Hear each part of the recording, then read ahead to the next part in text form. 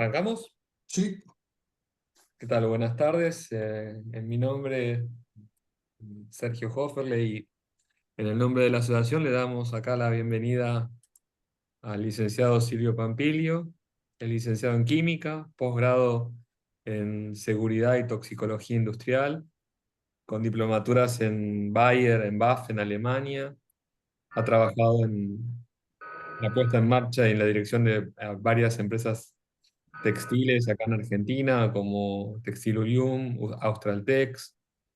Ha estado en asesoramiento técnico en tintorerías de tejido plano y de punto, y también de hilado. Fue representante de ventas de Siva y Huntsman, y actualmente se desempeña como asesor ejecutivo de inversión y dirección técnica en Textil Balto. Eh, los invita. bueno, gracias sola- por la presentación. una sola Eh, cosa, sí, eh, claro, y después te dejo. claro. Como sabemos que vamos a tener preguntas, sugiero que las pongan en el chat y las unificaremos y responderemos al final de la conferencia. Los dejo con Silvio. Buenas tardes. Bueno, buenas tardes, gracias por asistir. Básicamente, cuando la asociación me invita, me dice, bueno, propone un tema que vos quieras libre en base a lo que es tintorería. Y yo este tema realmente lo viví desde muchos lados, o sea, desde el lado de la producción, desde el lado de las ventas. Y dije, es un tema interesante porque le interesa a la persona que es dueña de una empresa, a la persona comercial, a la persona que realmente hace la producción y sufre los reclamos que muchas veces existen. Y nos vamos a dar cuenta que esto es un tejido vivo, pero por un fenómeno químico, básicamente. O sea, no es estático. Yo logro un tejido con la mejor solidez cuando baja de la máquina de teñir, va a empeorar después cuando pase por la rama, porque sufre un secado y va a seguir empeorando con el almacenamiento. Entonces, bueno, vamos a tocar todos esos temas someramente y después si tienen preguntas vamos a entrar un poquito más adentro de las moléculas si les parece bien. Entonces, además, el proceso de tintura en sí requiere una cierta cantidad de energía. Si yo le doy demasiada energía, demasiado tiempo, hablemos de temperatura, ¿qué sucede? Tengo degradación de la fibra elastomérica. Bueno, vamos a buscar siempre, como buenos ingenieros, un equilibrio para lograr un producto que sea aceptable, que nunca va a ser perfecto y vamos a ver por qué. Bueno, básicamente las características de las fibras, vamos a tocar primero el poliuretano, que es el elastómero. Son fibras que tienen una elasticidad que pueden ser hasta el 800%. Contienen zonas amorfas y zonas que son blandas y zonas con durezas. Las durezas son el sostén y las amorfas son las que hacen la elongación. Bueno, vamos a ver básicamente cómo cuidarlas y cómo hacen los que la producen también para cuidarlas. Generalmente tienen grandes cantidades de aceite de silicona, que vamos a ver qué función producen en cuanto a la elasticidad y lubricación cuando son tejidas. Bueno, vamos a tocar las dificultades que tenemos en el teñido de las mezclas de poliéster, sea microfibra o poliéster común, y poliuretano, que es el elastano, y vamos a ver determinados puntos que tenemos que tener en cuenta. El uso de carriers o acelerantes de difusión, como recién decía, los procesos de alta temperatura que pueden afectar la calidad y la elasticidad, temperatura-tiempo, el tipo de máquina, variaciones de pH y vamos a ver un tema que durante la tintura nosotros podemos tener el problema de que la fibra de poliuretano es mucho más afín al colorante que la fibra de poliéster. ¿Qué sucede? Como tenemos entre un 3 un 15% en el tejido de poliuretano, de elastano, podemos tomar hasta un 20% de la receta. O sea, si yo pongo un 10% de colorante exagerando, realmente al poliéster se va a ir 8 y después voy a tener que lavar ese 2% que me queda, ¿sí? Y después vamos a ver los fenómenos de migración que pueden causar los problemas de solidez, básicamente, durante el tratamiento y el almacenamiento. O sea, por eso digo que es un tejido vivo. Nosotros lo almacenamos, hicimos pruebas acá. Yo estoy en la trinchera en este momento, estoy acá adelante, veo la tintorería. Hicimos pruebas de guardar negros dispersos, teñidos en microfibra poliéster lycra, y hicimos ensayos de solidez al mes, a los 3 meses, a los 6 y al año. Y tuvimos diferentes valores de solidez.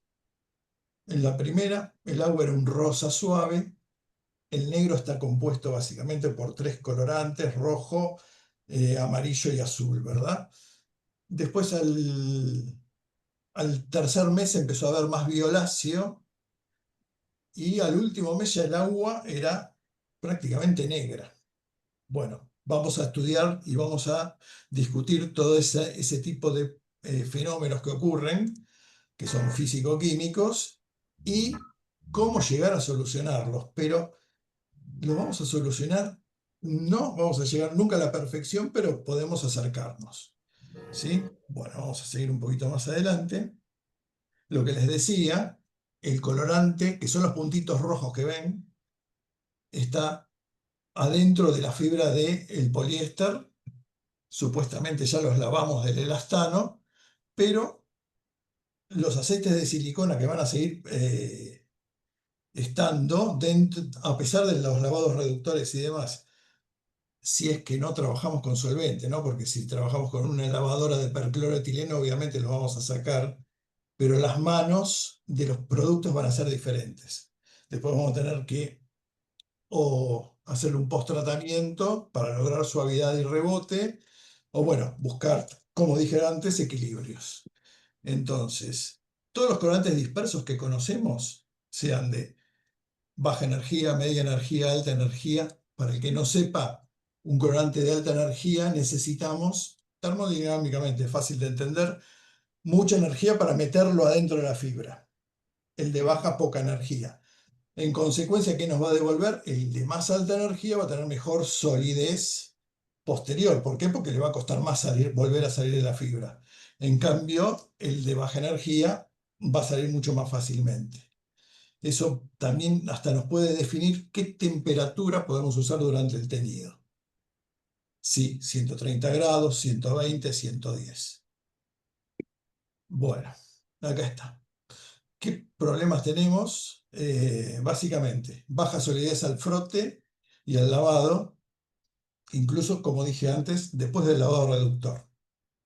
Pobre solidez al almacenamiento, que lo acabo de mencionar, y si nuestro proceso fue con una máquina no adecuada, con temperatura alta y mucho tiempo, y demasiada tensión, hay una hidrofijación y va a haber daño al elastómero, o sea, vamos a perder rebote, básicamente. Bueno, vamos a ver cómo los podemos resolver, estos problemas. Bueno, como dije antes, la causa de las OLS pobres se basa en la alta afinidad de los colorantes dispersos hacia las fibras de elastano.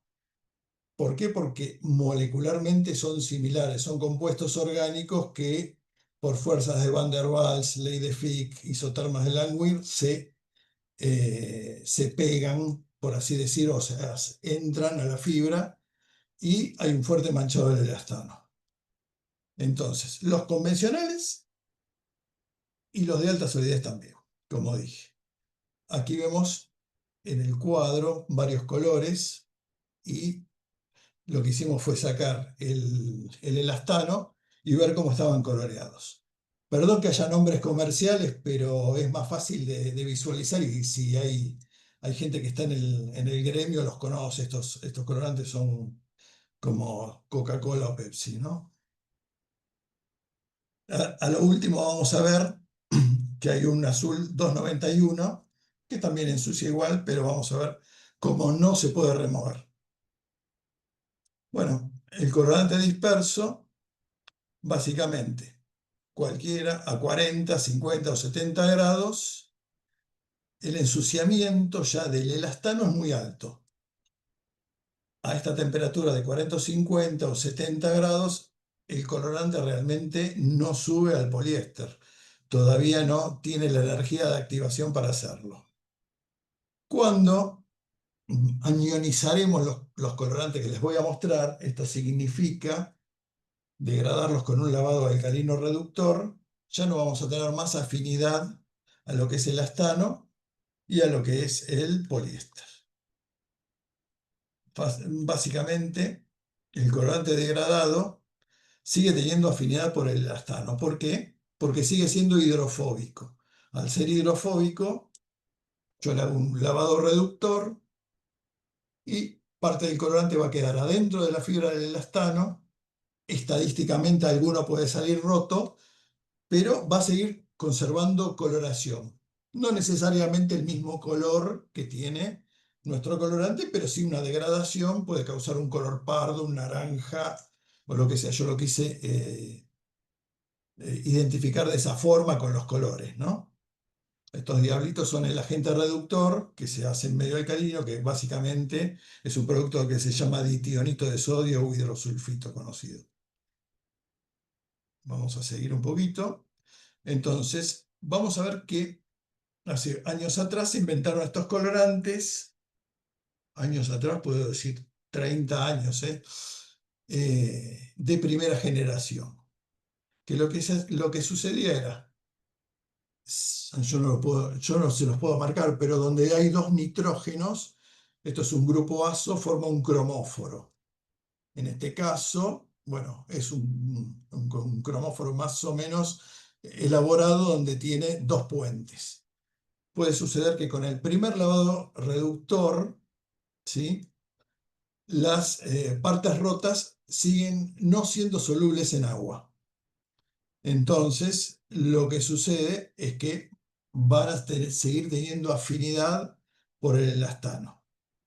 Y además, cuando lo rompemos, esta molécula en dos, bueno, esta sería la molécula del naranja de la izquierda, tenemos un grupo amino aromático con un grupo azoico. Y el otro resto es una amina aromática, que sigue siendo liposoluble, o sea, hidrofóbico. Vamos a ver que en las primeras generaciones estas aminas, inclusive, pueden ser tóxicas, ¿sí?, cosa que no se tenía en cuenta antes. Y por eso también se fue progresando. Entonces, vamos a ver cómo estos colorantes, cuando yo los convierto en aniónicos, con un baño alcalino reductor, pues los puedo llegar a solubilizar. ¿Cómo? Bueno, tenemos el grupo hidroxilo ahí, donde los ésteres se transforman en estearatos de sodio. Lo digo en forma genérica, después si quieren entrar más en detalle molecular lo podemos ver. Pero para entenderlo, básicamente lo que hago es los paso al estado aniónico y los hago hidrosolubles, con lo cual me permite lavarlo o quitarlo de adentro de la fibra de poliéster elastano. Básicamente sacarlo del elastano, que es mucho más afín. Entonces, estoy en la trinchera y a veces me buscan. Estos colorantes de la primera generación se llamaban Teracil W de Wash. Hubo una segunda generación que ahora vamos a entrar más en detalle, en donde se llamaban Teracil WL porque no ensuciaban el elastano, sí lo ensuciaban, pero se podía degradar y dejar incoloro el colorante. Entonces uno no lo veía y realmente podía exhibir una solidez acorde, sobre todo en los tejidos que tenían mucho porcentaje de elastano, 13%, 15%. Nosotros acá en nuestra tintorería ahora estamos haciendo con 45%, que son básicamente tricots, pero en poliéster nos volvemos locos, en poliamida realmente es muy fácil porque no tenemos esos problemas. Vamos a seguir con esto. Bueno, después salieron otros Teracil, los W Plus y los WW, que son colorantes de alta energía, pero que son aclarables y vamos a ver dónde realmente actúa el baño alcalino reductor. Entonces, volvemos a la primera generación. Había un enlace diéster que era hidrolizable y lo transformaban en grupos eh, acetona, grupos básicamente solubles en agua. ¿Sí? Pero ¿qué había? Hay un problema estadístico acá y lo vamos a ver enseguida. Me queda una mina tóxica, soluble en agua, que se me puede ir con el lavado, parte del cromóforo, y si yo pudiese llegar, como ven acá en el último gráfico, romper esos grupos, hacer el colorante aniónico, no tendría afinidad por el poliéster, pero tengo un problemita, que ahora lo vamos a ver en este grupo. Yo hago el lavado reductor, RC, Reduction Clearing Bath, ¿no? Formo los colorantes aniónicos, vamos a decirle colorantes aniónicos, ¿sí? Que son aminas. Entonces, si están completamente hidrolizados, o sea, los dos grupos, no hay ningún problema. No vamos a tener ensuciamiento del poliéster. Pero estadísticamente, a veces se rompe un solo grupo. Entonces me queda un grupo aniónico y el otro no. Con lo cual, si está parcialmente hidrolizado, va a seguir teniendo afinidad hacia el elastano y me lo va a seguir ensuciando. El resultado es solidez pobre al lavado y al frote. Entonces, la idea era solucionar esto y, bueno, primera generación ya vimos que no pudimos solucionarlo porque teníamos hidrólisis parciales. Y si lo teníamos totalmente hidrolizado, teníamos producción de aminas aromáticas que podían ser tóxicas en los efluentes. De hecho, estos colorantes se siguen usando en la actualidad, se siguen vendiendo muchísimo, ¿no? Entonces, dependiendo de las condiciones de limpieza, por reducción, por pH, por relación de baño, agente reductor, qué tipo de auxiliares, el colorante puede o no extraerse de la fibra del elastano. Si el colorante no se puede extraer por completo, o sea, no puedo sacar prácticamente el 100%, yo voy a tener una muy baja solidez, de todas maneras. Una solidez que una marca internacional no me va a probar. Básicamente sucede por ese lado. Entonces, la segunda generación directamente trabajaron sobre el cromóforo los tipos. El cromóforo era una ftalamida, ¿sí? Donde por aquí se ve el doble grupo nitrógeno, que es el grupo azoico, que es el que le va a dar el color, y con un baño alcalino, a no unas condiciones muy fuertes, directamente.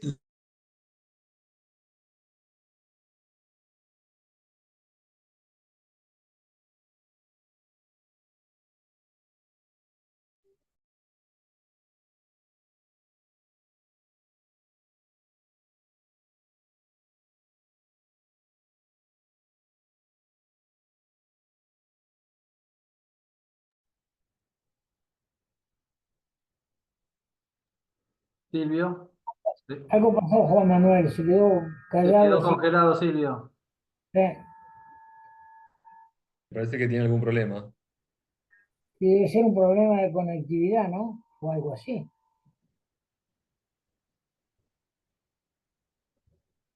Ahora lo llamo.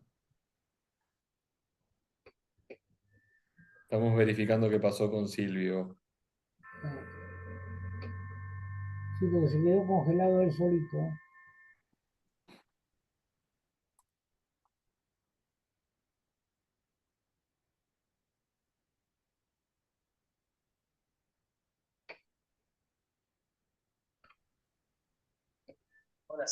Sí, ya estoy, ¿eh? Acá no sí, se ve que se cortó. Te Bueno, congelaste. sí, no sé.